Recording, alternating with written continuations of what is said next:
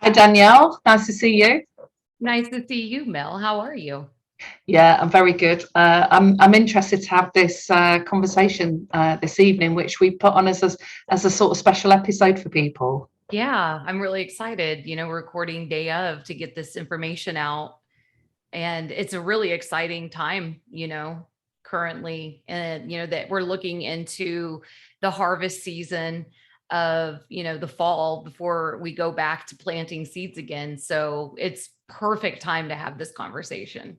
Yeah, so I think you were saying that we're going to look at the new moon and what that might mean for people, and also start that with a meditation because of the key themes that will help people address Right. no matter what's going on in the month. Because I know certainly a lot of the other people that are talking about this at the moment, it's about Yeah. how do we maintain this overall state. So before me saying any more, I'm going to hand it over to you.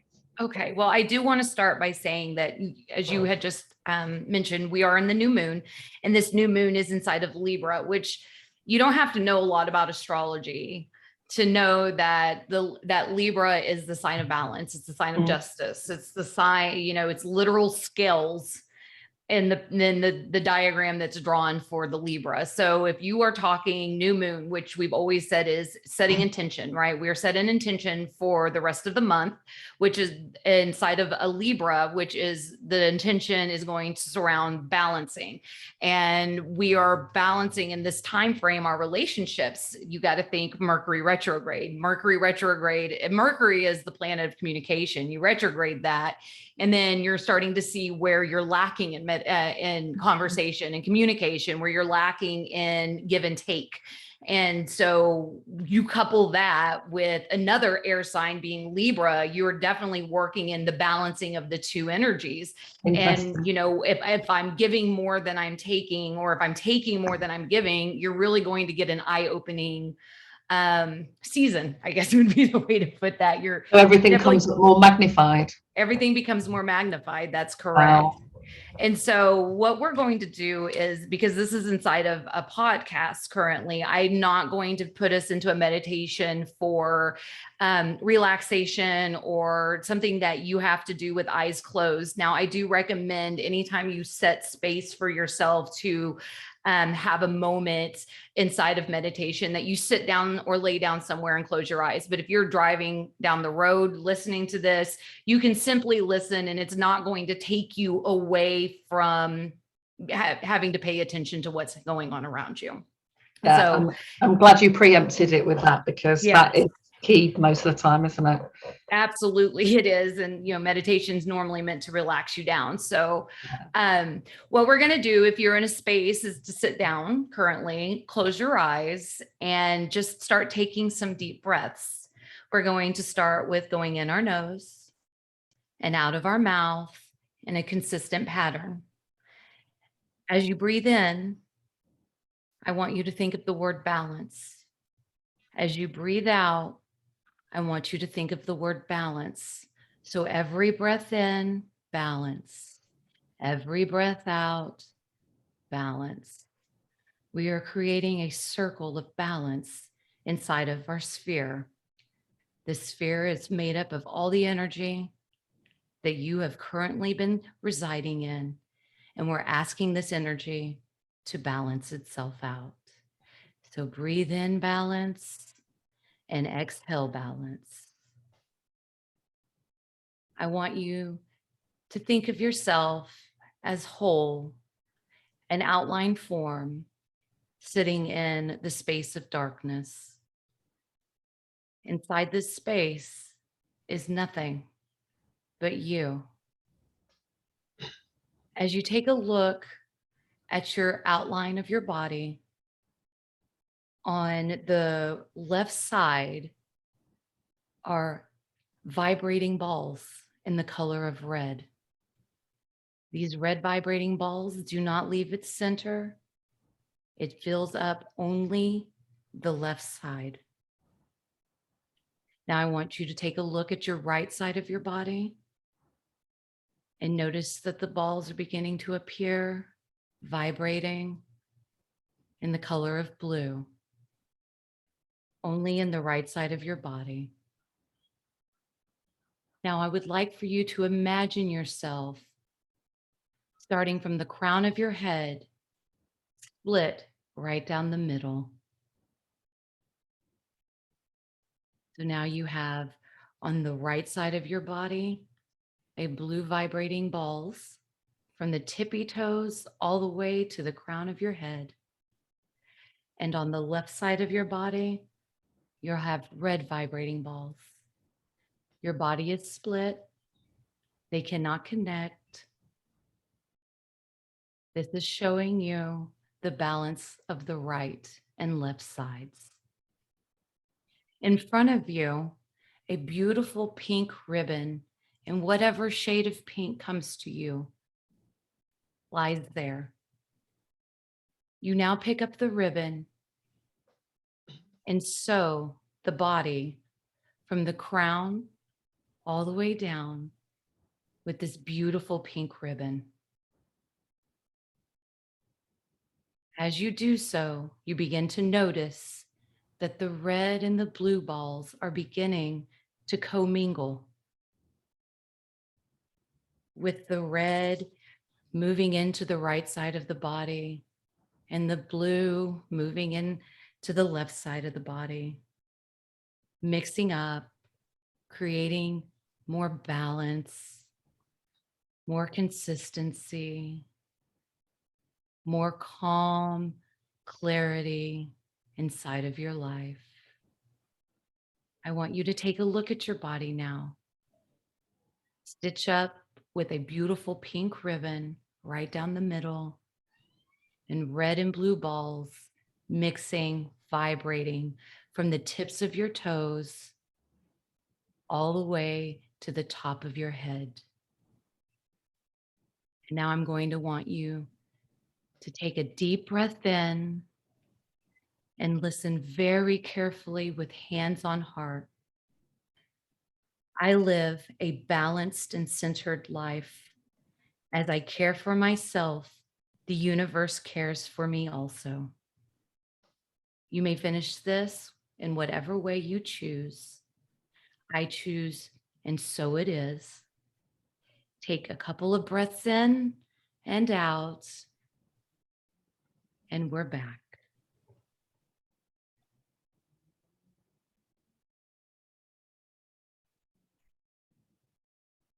Okay, it wasn't too tiring. I feel like my body feels vibrational. I feel very, my legs and my arms are very like, like when it peaks on the skin. Yeah. That's what I'm feeling right now. Yeah, I could feel the expansion, the vibration around you and that expansion, but still very aware and switched on. So I really like that. Thanks for that. Hey, thank you. I appreciate that. So we are talking balance today. Yeah. Yeah. So we kind of had our little bit of an introduction here, letting us know where we are in the season, what kind of energies we're aligning with planetary wise.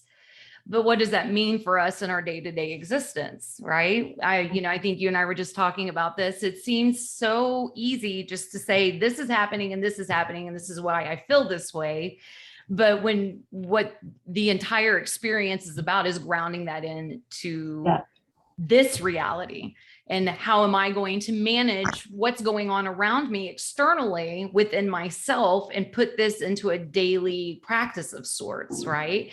And balance is one of the most confusing yet rewarding systems that we can learn, while mastering ourselves. And I feel it's always an important conversation or topic of conversation. So, Mel, what are some ways that you put your life into balance?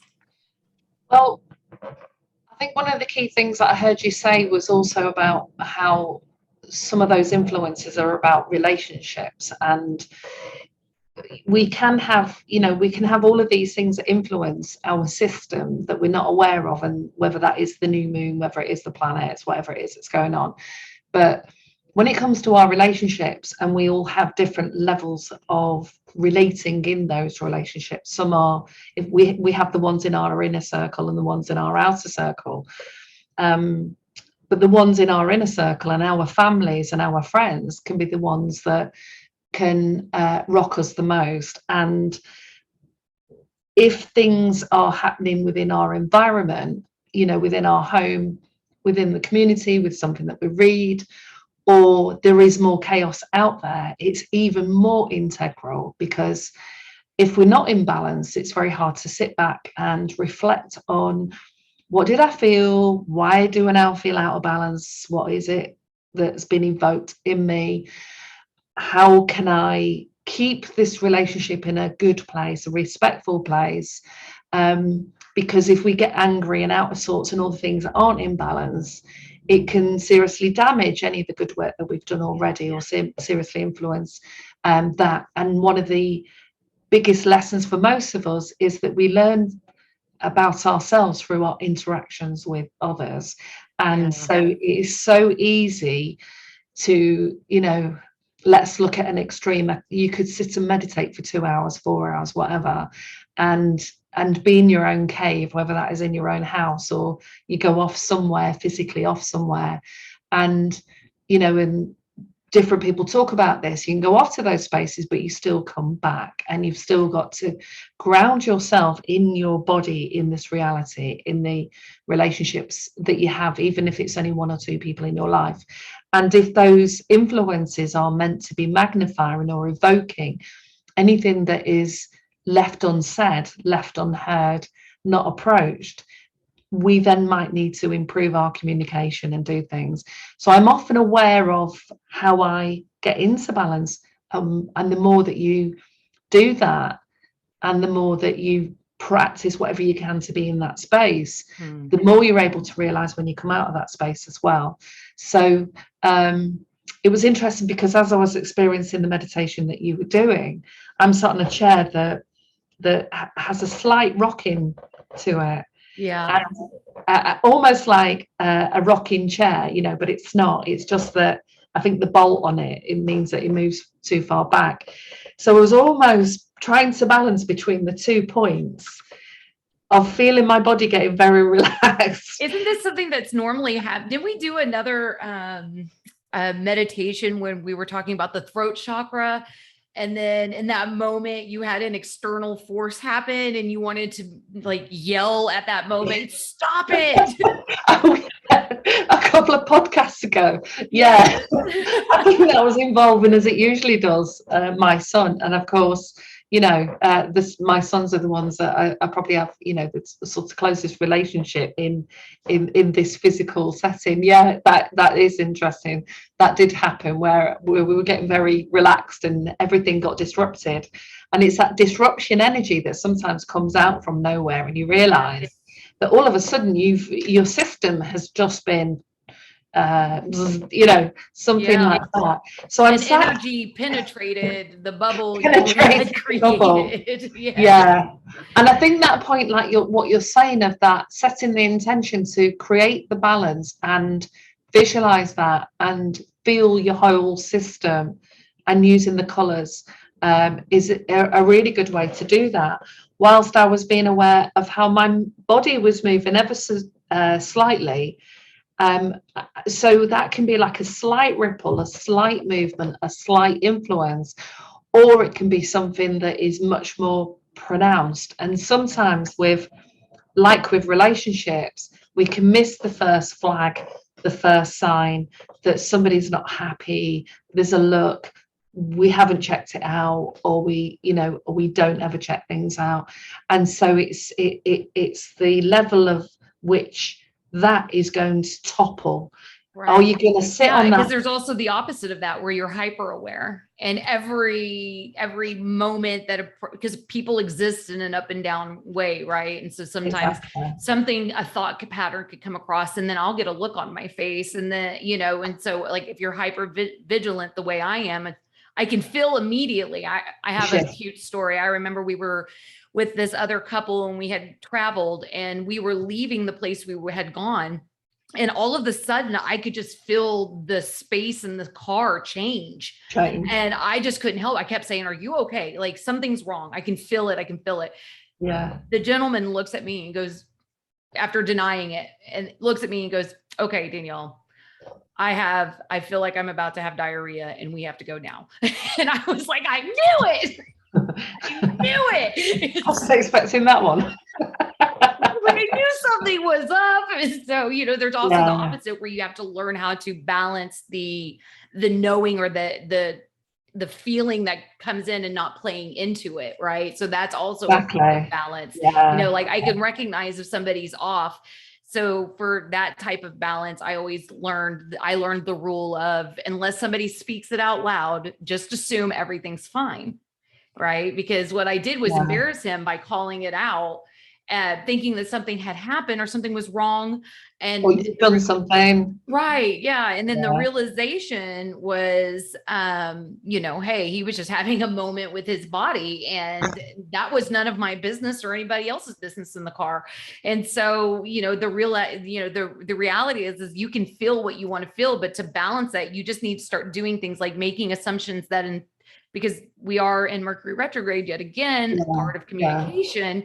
And sometimes, you know, you just need to make those assumptions. If you're the person that normally comes out and says immediately what you're feeling, what you're thinking, what you're seeing, whatever, maybe it's time for you to balance that into more calm feel. The other side. Just not observe, get so involved. Be the witness. Yeah. I think you're right. I think if you're we can describe it and say, oh, it's our personality trait. I'm like this, I'm like that.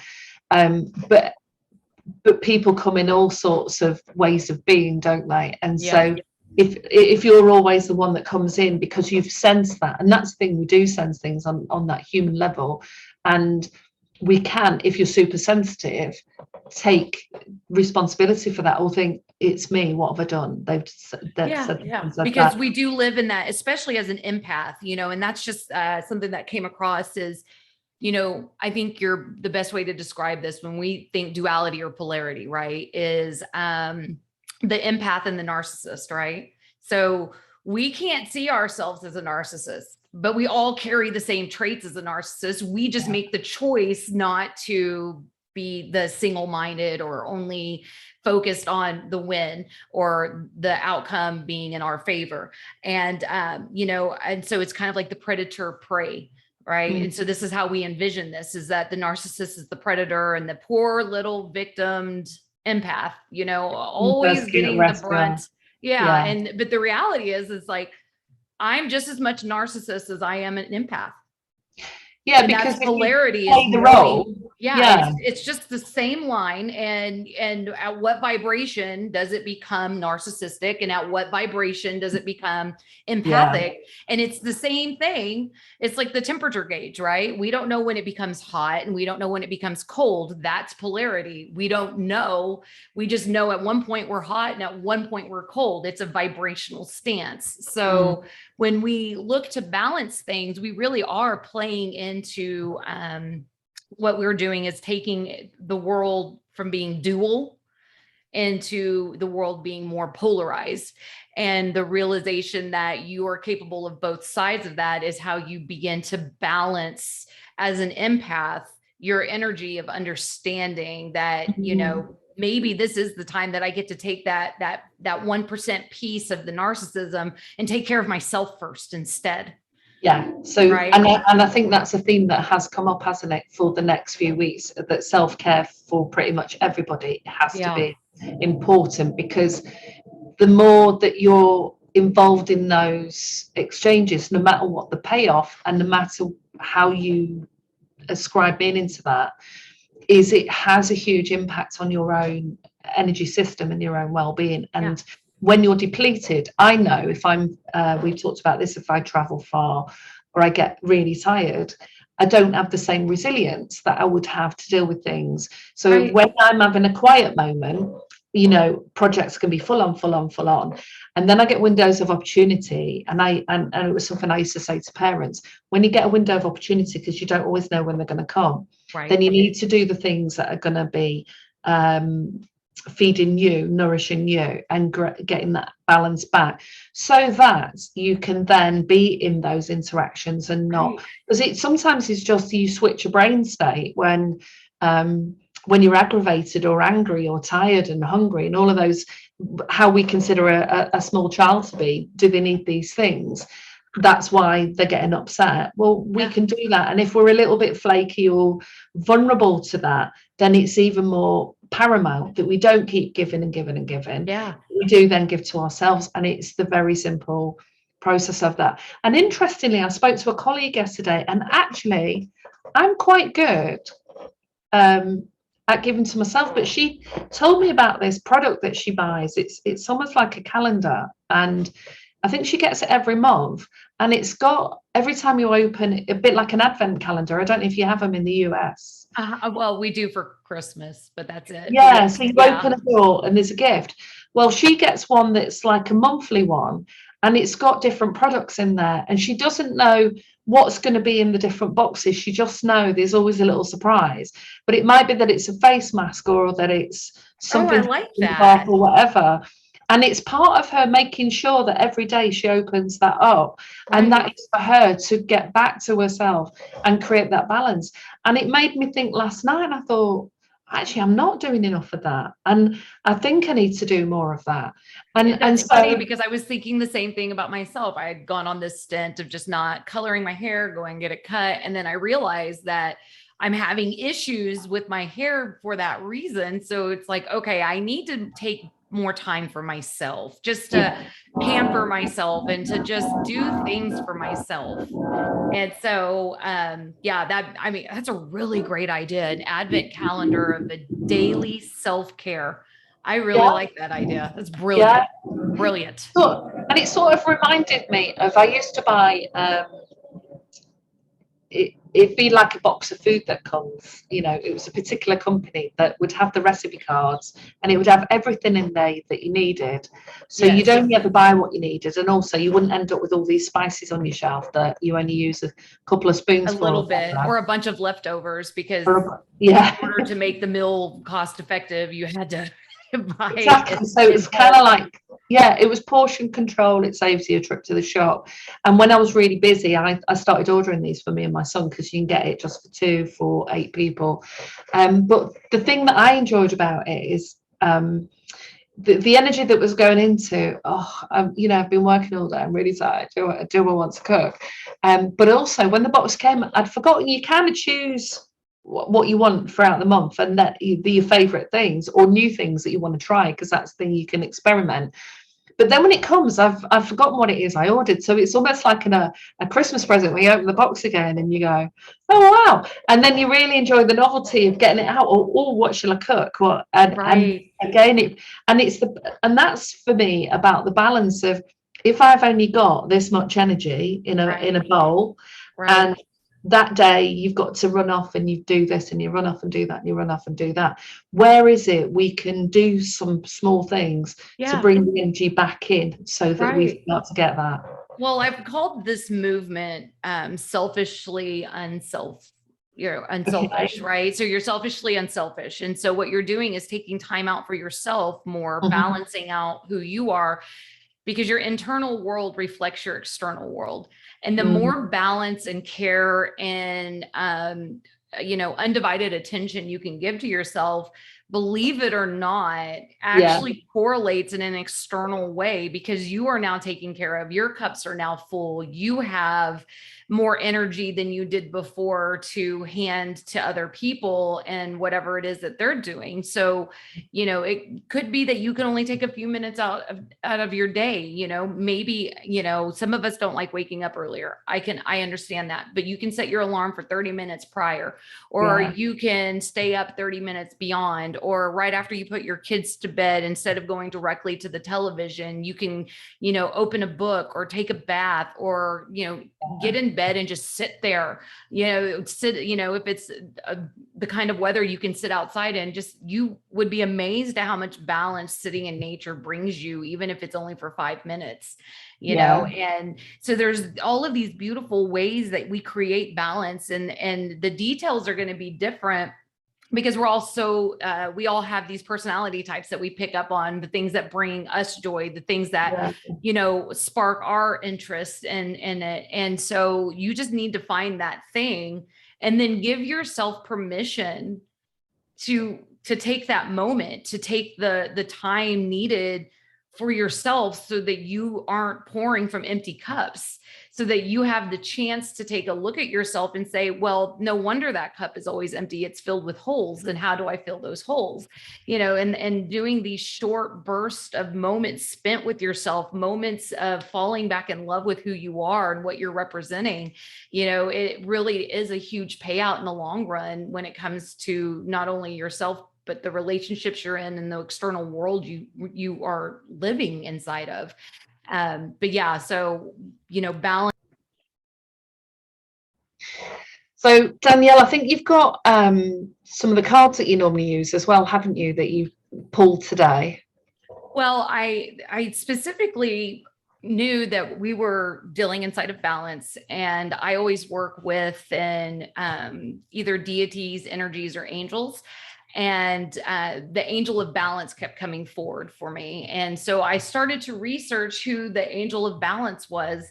And it was funny because the deck of cards I consistently use for energy reading, that was the first thing that popped up on angel of balance. And so I was like, okay, I always follow little signs. And so I knew that the sign was telling me that it was that card specifically that we needed to pull.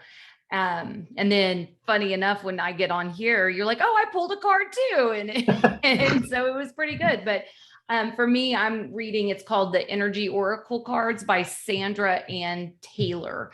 And, the cards are really good. They're short reads. They give you an I am affirmation inside of the read, just so that you can do it. But the angel of balance just follows up with the points that I was making. And I hadn't even read this upper part yet. And it says, being centered and self-honoring in your choices, which for me tells me that the selfishly selfless movement is all about honoring you and what you can and cannot give in that moment, and how important it is to honor those choices and not to beat yourself up about making the choice. You made the choice. The choice will come up again at some point in one way or another. So just just honor your choice and say, this was the choice I needed to make in that moment. And just be okay with that choice and say, sometimes life is unbalanced, and this happens. It doesn't matter what stage of your experience you're in. It doesn't matter what you've mastered. Life will become unbalanced. It's part of the game we're playing. And inside of that, you really need to focus on, how do I get myself back to balanced? And you're not trying to I'm not trying to balance Mel, right? Mel's not trying to balance me. I'm balancing myself, so I bring a more balanced experience. And then through knowing that in the external reflection, you naturally are going to be more balanced towards me. And then when you become more balanced, I'm naturally going to be more balanced towards you. It's literal energy. And we are energetic beings. I will always tell you, bioluminescence tells you we are energy, and we are a bright ball of energy.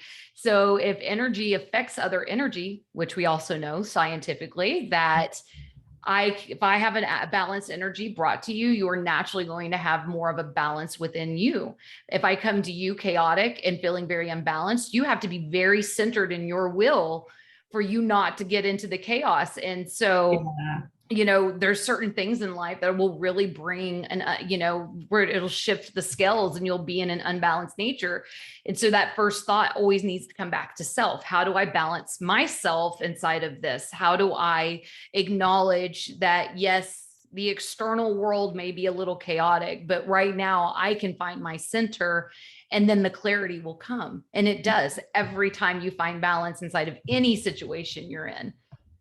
And then you had a card as well. I did. Well, I pulled two, and I wanted to read this one out because I think we're talking about balance, but there is this other possibility of what people may experience. So this is a deck called Wisdom of the Hidden Realms by Colette. Oh, that's I like that. Colette Baron Reed. So I pull these occasionally because I just love the way the cards are written. And as we've talked about tarot cards or any oracle cards, you can use them in a divination. You can use them to sort of validate what you're feeling, but also the imagery and the words themselves are part of, if you were doing journal writing and you wanted to reflect on what was going on and what came up, and if what you read, how did you feel yourself responding to that information, and what else came up as a result of that. So it's a nice little sort of entry into a sort of deeper bit of reflective work. So this one I pulled is called The Hungry Ghost, which is about obsessions, scarcity, consciousness, and attachment. When the hungry ghost appears on your path, they may not at first seem like allies, because they represent your constant focus on the path and consuming desire to know the future, which robs you of your true presence. But in fact, they're here in service, alerting you to obsessive thinking, addictions, and masters at magnifying repetitive behaviors. The message is, examine what you're doing, and is that thing that you're doing it over and over again, expecting a different result, thinking this time will be different. And they say in NLP, if you keep doing what you've been doing, you'll keep getting what you always got, you know. And so you have to think differently about, I have control over this, are false statements and a sign of deep denial of the truth. So now is the time to let go of that thinking and surrender. Surrender your will, your life, your heart's desires, and all that pains you to the divine. The order will be restored in your world. Hungry ghosts also bring understanding about distractions of life that seduce you into forgetting what you truly desire. They're asking you to become aware of what others want, what the culture dictates, and will make you happy, may not actually be best for you. So don't get caught in outside appearances. All that glitters is not gold, at least not for you. Look beyond the veneer and you will find the truth and substance in your life. So the hungry ghost is about those things. If you thought about it in terms of, say, capitalism and buying things and goods, and thinking that if we get the car and the jacket and shoes and all of these things, that we'll feel happier, that's momentary, but it actually pulls us away from ourselves and our capacity to be present. And yeah, you need and they to be tell present. you when you're manifesting, you're not supposed to manifest based off the physical object, the material form. You're supposed to manifest off of the feeling that arises inside of that. Because say you're manifesting the car, but you didn't manifest the money to pay for the car, or the money to, you know, or the stress that involved in all of that. Right. So it comes along with that. Yeah. So instead you imagine the car in that state, and then the feeling that it evokes. And that's what you manifest, is that feeling. And that keeps you from being the hungry ghost and saying, okay, now that I have the car, I need the house. Now that I have the house, I need this. Now that I have this, I need this. And now you've become that, you know, and I think we've mentioned this a few times, the hungry Chinese ghosts who are never satisfied. And so you have to find satisfaction, and what better way to do that but by imagining this feeling that you can have, and basing your balance inside of that, as opposed to the material form that arises from that. And that exactly. And what was interesting was the next card I pulled was about the Keeper of the Scales. And that's about fairness and balance. So the law of harmony is enacted when the Keeper of the Scales comes to you as an ally. So align with her, as the law states, making conscious choices that create balance in your life. When you do, you also magically align with the abundance of the universe and the powerful forces of synchronicity. This creates the conditions and possibilities that lead to fulfillment of your highest intentions. So not the intentions that lure you like the hungry ghosts of the things in the past or the future that remove you from being present, but these are the things that actually, when you are present and tap into yourself, that may or may not be whispers of things that bring that delight, or things that actually are higher than you've even thought about. And often intentions can be not the best intentions for you. And that's why we're talking about balance and about being present and doing what we can to create that, because that will be naturally aligning with who you are, or not, and allowing yourself the relationships, the things, the air, the cycles, to disrupt that too much. We will, as exactly what you said, we will get disrupted. We will feel a little bit out of sorts sometimes. So how do we restore that? And every time we feel that, the habit, the psychology part is the habit of coming back to self. Yeah. You get a bit distorted, come back to self. Just a few days ago, I was writing you in the moment of overwhelm, right? Yes. Yeah. We mentioned this in the last podcast, but I've been writing a book of poetry, and it hit the next step. And that next step was uncharted territory. And I felt very unbalanced. I felt very out of sorts. I felt very overwhelmed. And,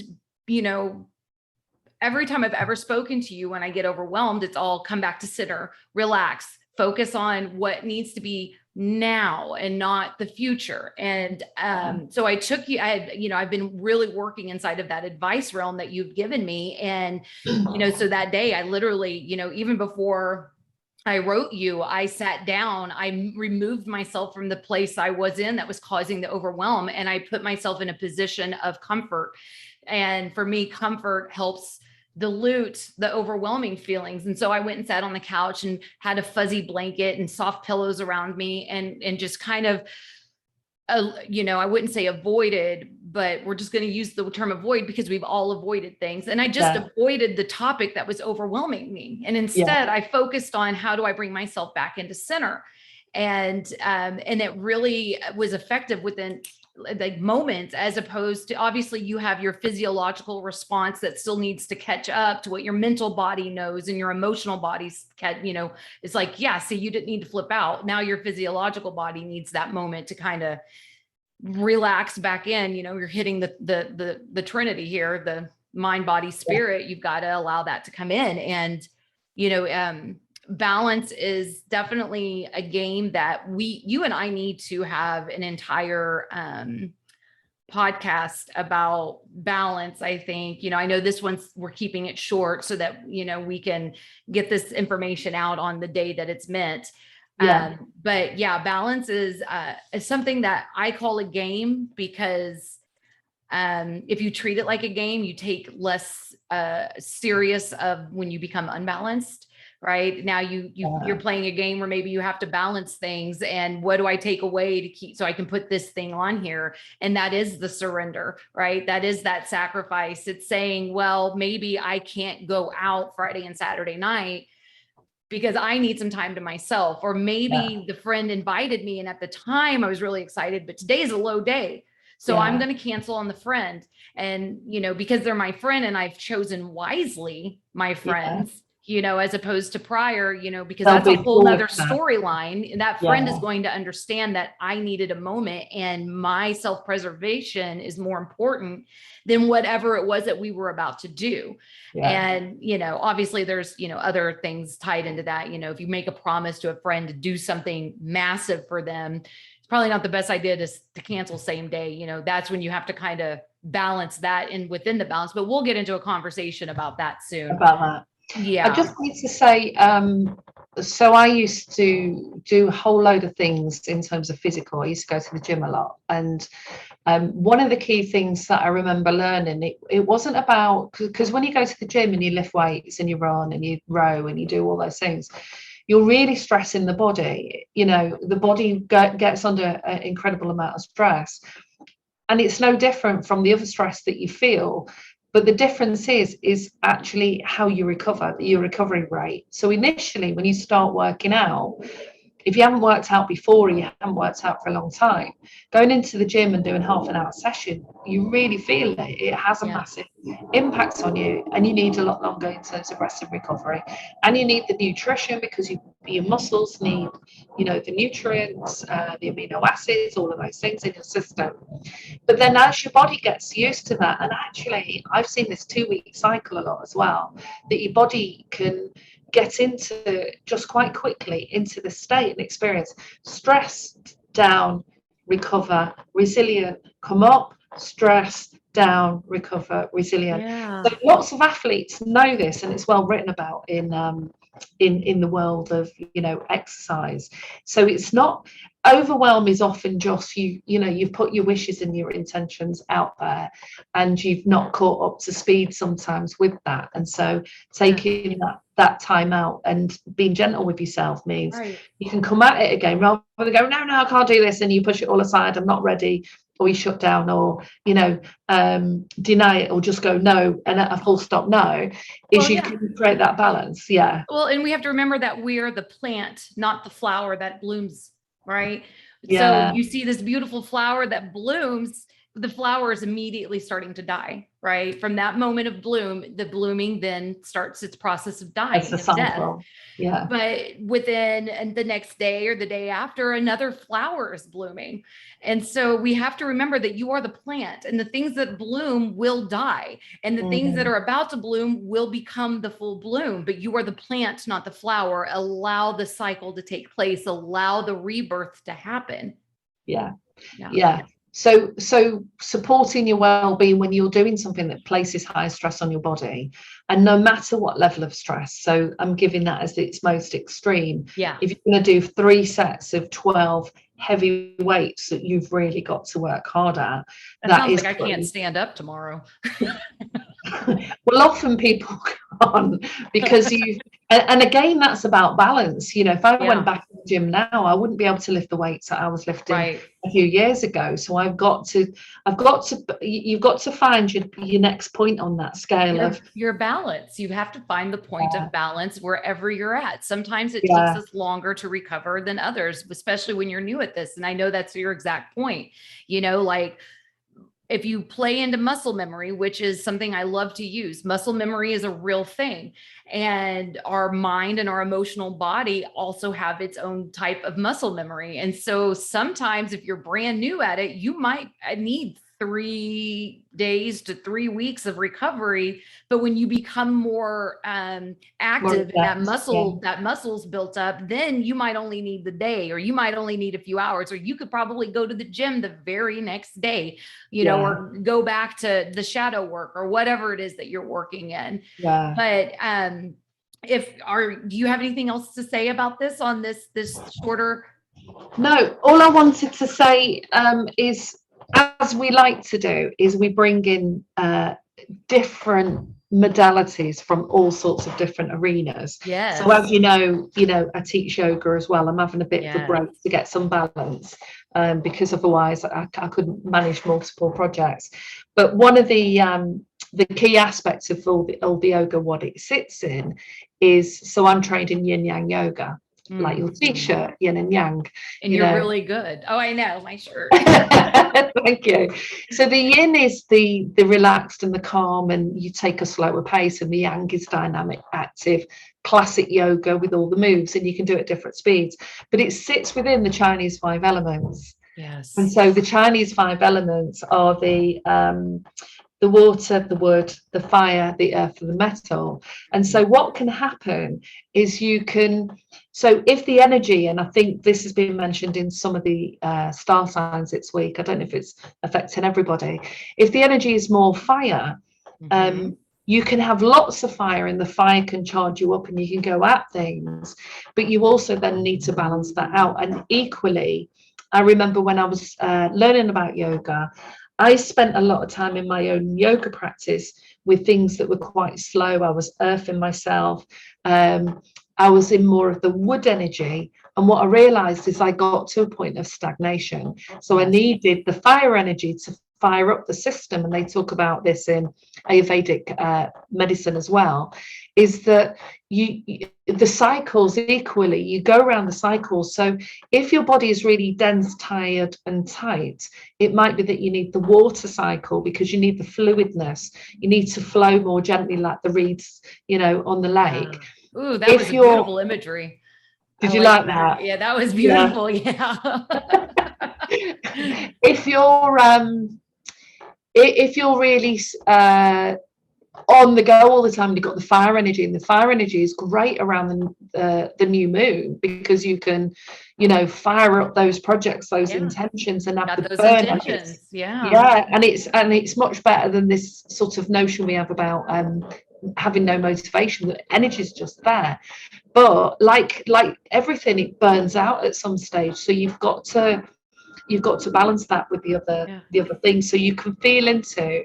This is what we started doing. We'd spend a week on each of these. And what is this called? So people that are listening. This is the Chinese 5 elements, which is Chinese philosophy, recognizes 5 distinct elements of the cyclical change called water, wood, fire, earth, and metal. And so each element is associated with the season. So water is winter, so we're actually in autumn, so we're in metal now. And metal is more about linking with something outside yourself, whether it's consciousness and God and spirit. Which is perfect, because if you follow any of the October 31st, so Halloween, which is like Sahim, or I cannot remember the name of it, but they say the veil is thinner between worlds. And so that actually makes perfect sense.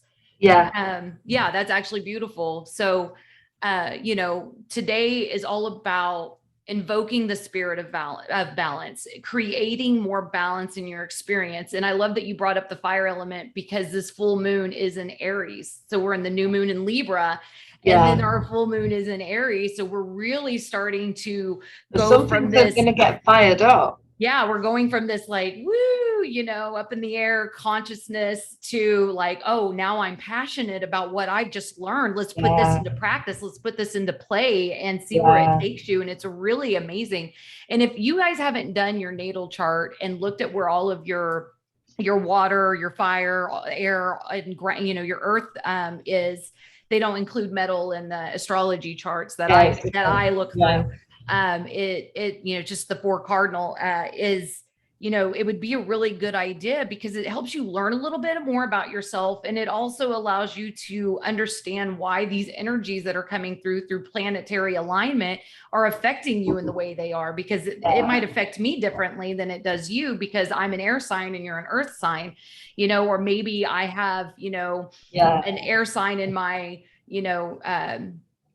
my Mercury. So my retrograde is going to look different than your retrograde, right? Or my fire. So I have a fire sign in what's called Selena, which is like your guardian angel, which is going to put passion of justice, which aligns quite nicely with the Libra. So I already kind of know how my month is going to look and the way it's going to impact me. And knowing that is like having a key, an Easter egg.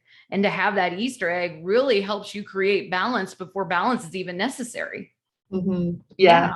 And so understanding what can influence you, because if you create balance and you practice the self-care and you put in the steps that create that positive state and well-being, even if there are disharmonies in relationships, but you can step back and review those in an objective way. Because the other aspect of this is we may get to choice point at several points over the coming months where we've been really fired up. Something's fired up, and fire can be passion, it can be anger, it can be rage, it can whatever it is. And it can be an individual, it can be a collective, it can be a movement. And so those things can fire us up, and it's not wrong and it's not right, but that's where you can create a split, and that's where splits are happening in the individual, in the family, in society. And so whenever you're feeling the force of whatever that is, you still have to come back into yourself and get some balance again.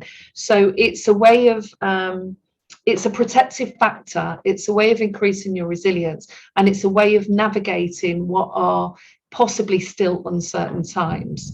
And we need to pay attention to that a lot more, because otherwise, it's a bit like when you're walking on, when I'm doing coastal walking, there is always the little stones that if you stand on them, your foot moves, and you're on the edge of the cliff.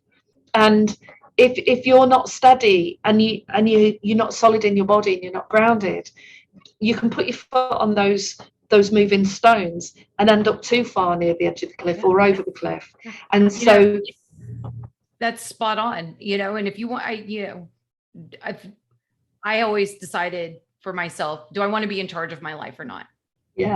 Why not use everything available to me to help me stay in alignment with whatever's happening outside of me?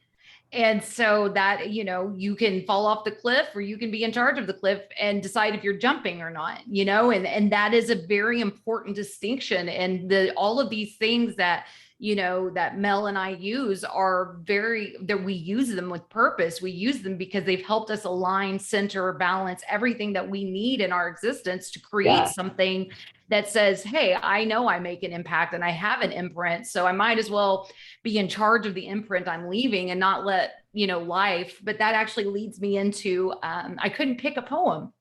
And then I found one. You said something about something earlier in the conversation, and I was like, oh, well, there it is. And I'm over here like flipping through the pages. I knew the one. So, but I don't. On one of your beautiful poems then. I'm going to, you gave me a little bit more confidence. Guys, you have no idea. Mel is just the biggest supporter in my journey, and I just could not ask for a better friend. So you're amazing. You just accept the compliment. I will. So unless you have anything else we want to discuss, I figure we could kind of close it out with this poem. Yeah, especially as people will notice that I always sit in the dark, because it's much later here. Yeah, we are definitely in a time zone change. So at some point I will disappear as though I'm not here anymore.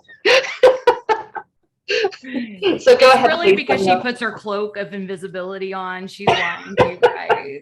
Well, that as well, yeah. Yes. All right. So the name of the poem is actually called The Will. And it's all right. Move yourself into the center so you may see all that enter. Although the outside feels more of a ride, eventually the thrill of such things will subside. Being at the center is that of a master, and you will reach your goals and dreams much faster. You'll see all that enters, and if they are true to be true, if they are not, you can remove their energy to make way for the new. There is no need to chase inside this center. What is yours will come, allowing it to enter. For what you desire, desires you back. No need for worry, no thoughts of lack. Allowing the world to walk at its pace will give way to your own understanding and grace. Ups and downs are the way of this world. Into the wild you are often hurled.